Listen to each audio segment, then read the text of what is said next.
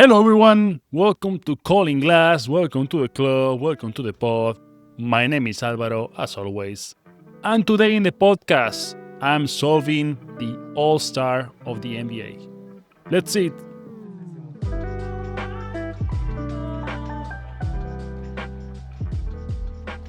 Hello, everyone. Welcome back. Welcome to the pod. Welcome to the summer edition of the podcast, in which there is no games anymore. So I'm going to comment other topics. And one of them is the All-Star, because I have been thinking about it. I thought about it when it happened a few weeks afterwards. Then there were games, so I didn't want to comment about it, but I have figured out the solution to the All-Star. No cap. So yeah, people complain always about the All-Star not being competitive, being boring, etc., etc., etc. So I'm going to give you a solution, but I'm going to start with the context related to the All-Star. And it's that the audience to the All-Stars have been in decline since the 90s. In the 90s, it was a good period. There was an average of 50 million viewers in each All-Star, having their peak in 1993 with 22 million when Jordan was at his best after winning 3 championships in a row. And still, Dream Team was still there, etc. This year, for comparison, so 22 million in 93. This year it was 5.4 million of viewers. The lowest was last year, 2024, with only 4.6 million viewers. Although, to be fair, since the 2000s, the audience has been in decline. Actually, declined a lot in the 2000s, and it's not been declining that much. It has declined, but not that much. For example, so in the 2000s is when Jordan retired for the second time, and it's been below 10 million almost always. In 2001, it was 7.7 millions of audience, and there was only 2 years that the audience was higher than 10 million. And it was in 2002 with 13 million and 2003 with 10.8 million. Both years, both All-Stars with Jordan back, playing for the Wizards. But after that, or if you don't count that, the rest of the years below 10, and actually the decline hasn't been that big, because 7.7 2001 and 5.4 this year is only 2 million of decline in 20 years, in 25 years almost. So it's been a slow decline. So it's not like 20 years ago the All-Star was better. No. The quality was better. No. The audience was higher. Not really. It's more or less the same. It's not getting much worse, let's say. But yes, I agree that I agree with people's complaint, which is that players don't play, don't put effort, that this game is a joke.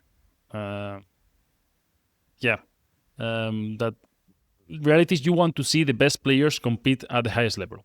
That's what you want to see. And it's like a dream, right? If you get that, it's a dream. If you get to see the best players in the world competing between them at higher level, this is what we want. This is what everyone wants. And people have been trying or pitching different ideas. For example, international against USA. I don't know if I buy it, because I don't know if there is enough international players to be All-Stars. Then you have some people say, let's go back to East versus West, 48 minutes, that's it. Some people say, let's make it more of a joke with like 4-point shots and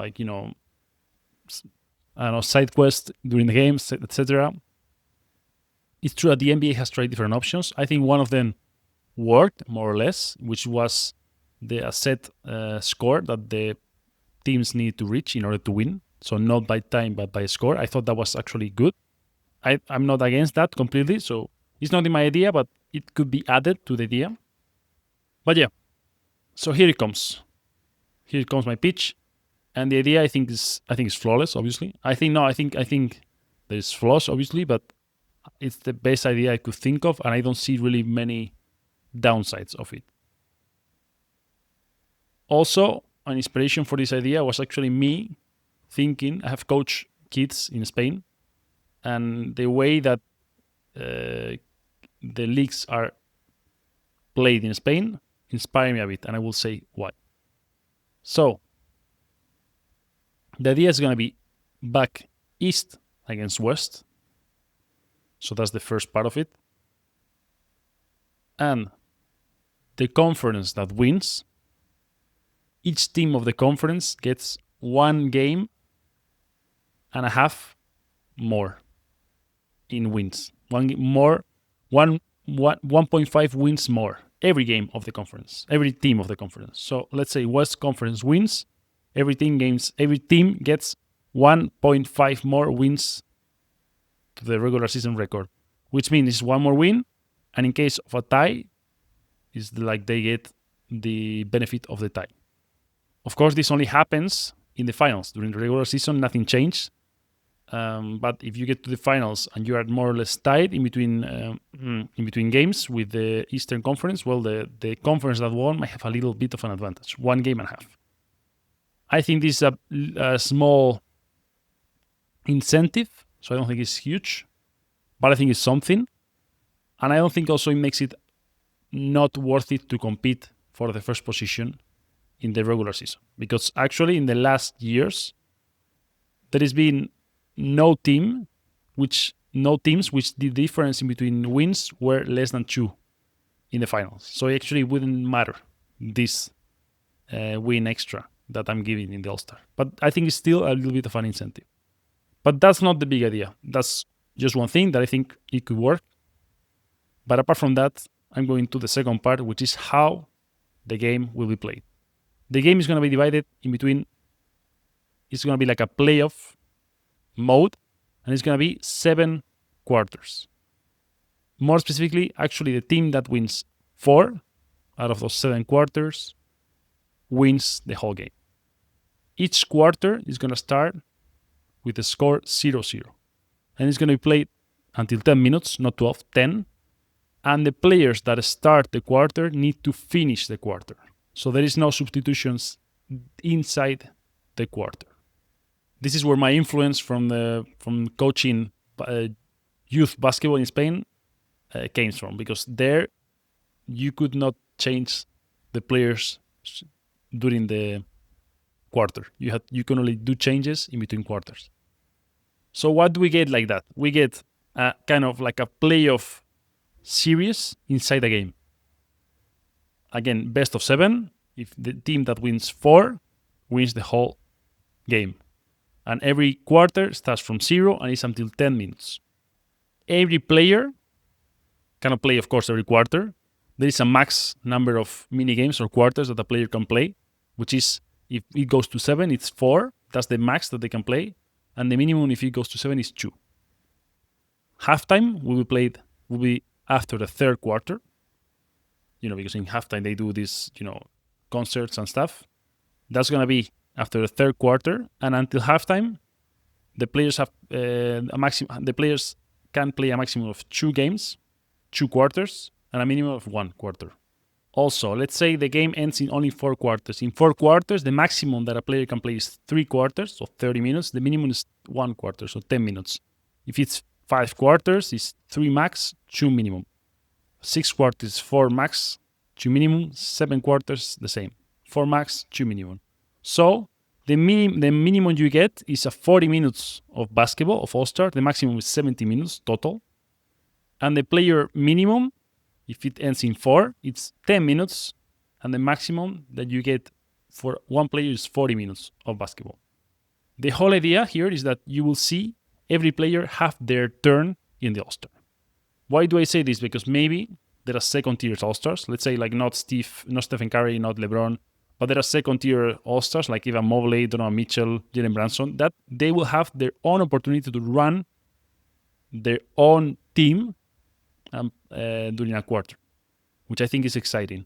That could create also some, let's say, rivalries in between quarters. That could create also strategy in between who are you pairing with, let's say, in the matchups, but also in like who's the 5-man lineup that I want to play now, let's say, because you have to be careful. You cannot play always the same players. You could see also fun lineups in like a small ball playing against a giant ball, and you cannot switch that. Also, what else? This also involves that there is Also, there is no such a thing as a blowout, because if every quarter starts from 0, you cannot get a plus 20 in a quarter. It's difficult. You could get a plus 20, but that's it. Then a new quarter starts from 0 and it doesn't count, or it counts as one quarter win. Just like the playoffs, right? Like if you lose one game by 40, it doesn't matter, because the next game you can win it by 1 and still win the series. That's the whole point. Also, there is the idea that players won't want to get blowout 4-0, right? Because of dignity. I don't think a player will want to, lose 4-0 against the other conference. Also, if you are playing and there is also more elimination games. Every game after the fourth game is an elimination, including the fourth game, could be an elimination game, which means that you're probably going to play harder because you don't want to go home, and especially because you have your teammates in the bench that if you lose, they're not going to play. So you have a bit of pressure from peer pressure. You also get, like I said, this elimination mindset, which is in the normal All-Star, which is 48 minutes, there is no pressure, and maybe things are tied in the last 5 minutes. Yeah, maybe players play a bit hard. Here it's going to be tied the whole time, because in 10 minutes, there is not going to be a team going up by more than, it's going to be hard that they go up by more than 10 points. So we're going to end up in the last minutes of each quarter with a tight game. As well, if there is a player that is not showing effort, the coach can play him only the minimum, which is like 10 or 20 minutes. That's it. I think I'm not leaving anything. I think I'm not forgetting about anything. Please, comments, feedback, give it to me. I think this idea is great, of course. I think there is really a chance that this becomes a competitive game. I think the ambience of the playoffs can come to the All-Star. Again, seeing game after game that if you win, you get closer to winning, but if you lose, you get eliminated. I think that aspect of elimination is what people really want and why people really compete. If you compete for nothing, you don't pressure yourself to compete. But if you compete for something, there is a bit more of pressure. And I think here, dividing the game between quarters, I think makes you compete a little bit more. That's all. Adam, call me. I'm here if you need a consultant, all-star consultant. You can hire me. Not cheap, but worth it. Guys, let me know if you think it's a good idea. If not, what would you change? Again, I'm open to talking with the NBA if you need me. And now moving on to the next segment of the podcast. And in this segment, I actually want to talk about a top 10 of the NBA that I have seen, that I have listened to actually. And the top 10 is made by the podcast Thinking Basketball. Thinking Basketball is one of my favorite podcasts that I listen to. I also listen to No Dunks, former The Starters, which is like these two Canadians and one guy from Chicago. They are the two first ones are very big fans of Toronto. The other one is fan of the Bulls. I really like them. I also listen to a Spanish podcast, 3+1, with Calderon actually. And and then I also listen, one of my favorites is this one, Thinking Basketball, which is two guys. One more guy in specific who runs the podcast. He's a geek of stats, advanced stats. He's heavily focused on players performance, and historical comparisons. And actually, I'm very inspired by them to create this podcast. And every year, when the season ends, they do a top 10 players of the season that just ended. But they do a top 10 to win for a playoff run, let's say.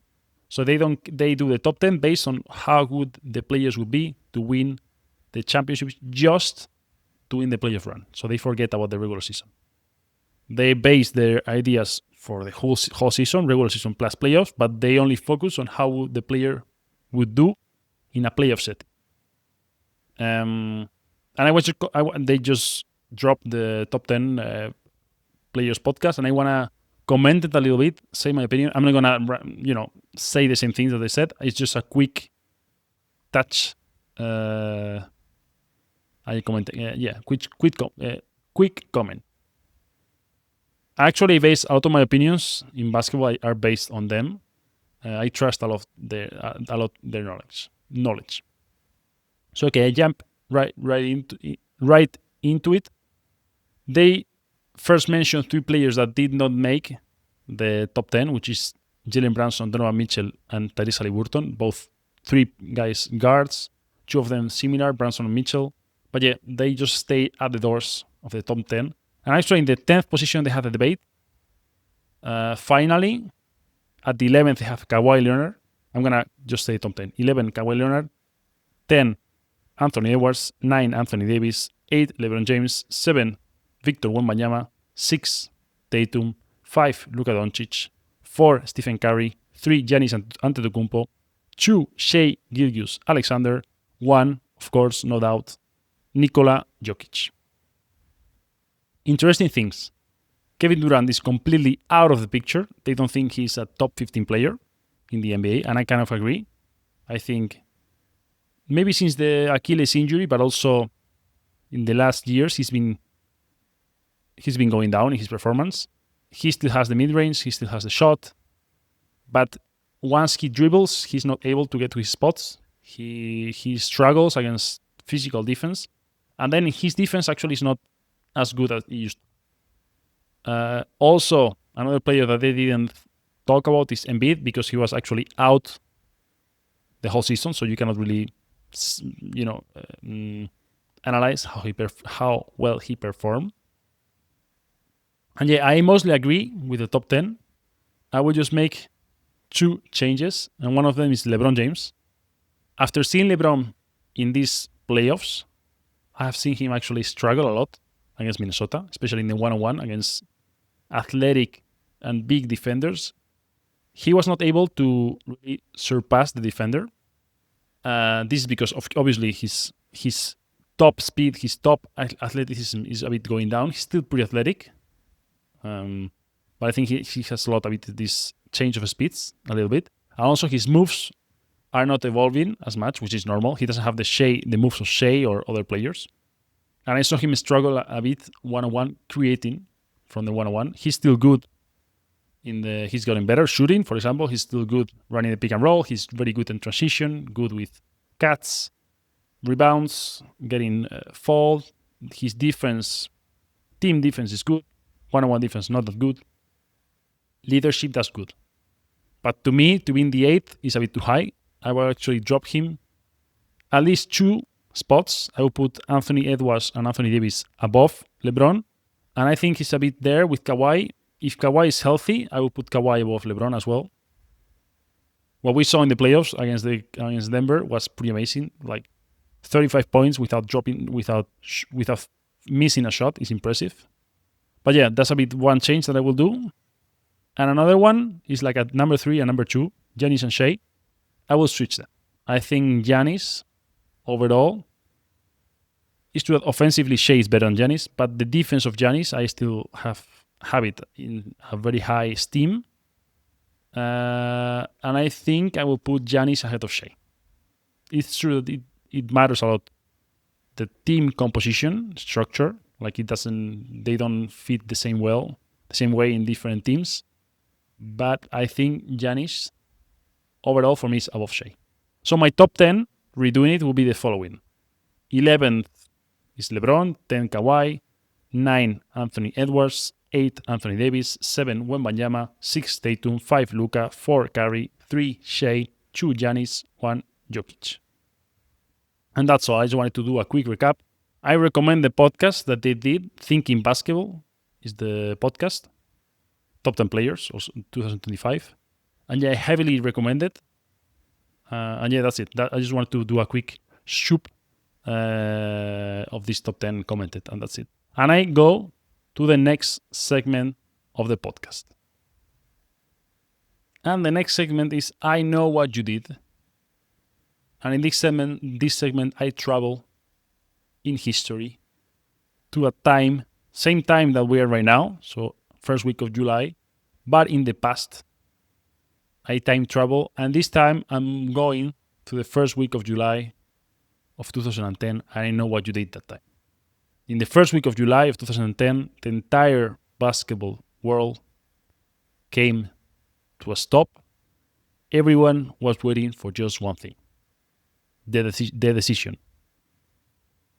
LeBron James was finally a free agent after 7 years with the Cavaliers, 2 MVPs, 1 finals reach, although they lost 4-0, some, let's say, playoff heartbreaks, and the expectancy of LeBron didn't quite made it to the hype.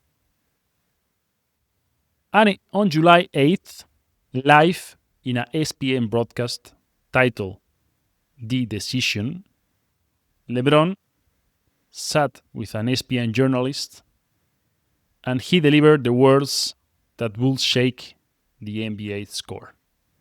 I'm going to take my talents to South Beach and join the Miami Heat.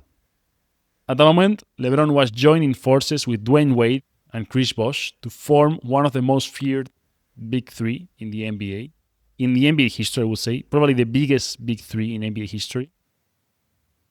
And of course, this created chaos, burned shirts, jerseys of LeBron in Cleveland, celebration in Miami. Even the Cavs owner, Dan Gilbert, published an open letter in which he called LeBron's move cowardly betrayal. But the impact was undeniable. Miami instantly became the center of basketball. The Heat reached 4 straight finals and won 2 championships, and the decision marked a turning point, the beginning of the player empowerment era. For better or for worse, July 8th, 2010 changed the NBA forever. I know what you did in July in 2010. And now, finally, I move to the end segment, which is the trivia, the game. And to keep it related to what I just talked about in the I know what you did, I'm going to stay in 2010 and I'm going to try to guess who were the top 5 scorers per game that season. I haven't checked this before, and I'm going to say the top. I'm going to give myself 8 tries to get the top 5, and then I will check afterwards. So I'm going to think about it. LeBron James, of course, number 1. I'm going to guess still Kobe Bryant, Durant. I'm going to guess Chris Paul, Dwayne Wade. That's 1, 2, 3, 4, 5. I think maybe Chris Paul is a bit too high, but I will keep it. I'm going to guess Paul Pierce. That's 6. I'm going to say Derrick Rose because the next season it was his MVP season. So that's 7. And my last guess, so I have LeBron, Kobe, Durant, Chris Paul, Wade, Pierce, Rose. I'm going to go with Amare Stoudemire. That's my number 8. I'm going to check it now. Okay, so I have the results, but I'm seeing player by player. So I don't know yet if I have made it or not. I have number 1, which is correct.